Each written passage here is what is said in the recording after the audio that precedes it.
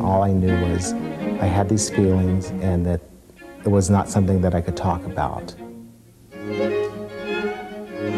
If homosexuality were such a big deal for the ancient Israelites, it would have been in the Ten Commandments, and it's not.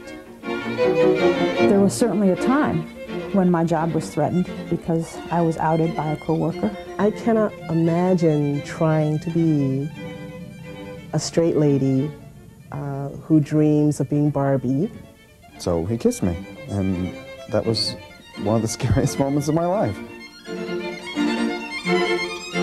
It was awfully dusty in the closet all those years, so it's about time I do come out. One thing that's very clear to me about coming out, it takes a lifetime.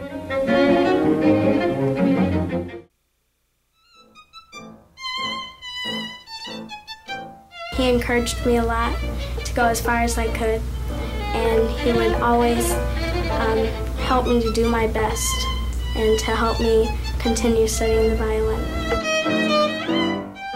These are the things I feel, if I can instill in people, give something to others that'll make the future better for many others. To get into the plants early on, it took a war. You know, there was a big need for individuals to work in the plant during the war, and so a lot of women were hired, a lot of black women were hired. When I first went in, they had some machines, presses. I had never seen these presses before. In fact, I was so afraid my feet were just about trembling when I went because I'd never been inside of a factory. It was hard work in '46, but because I was quitting every day for about 6 months, and but I finally got used to it. I think that is the issue, how they try to contain the blacks in certain schools. My kids were going to Main Street School, and that was in the fringe area. And gradually, it was becoming a higher percentage of minorities.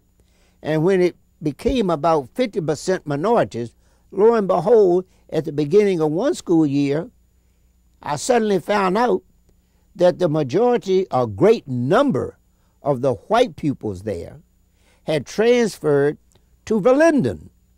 You know, there hadn't been any boundary changes, and I couldn't understand that.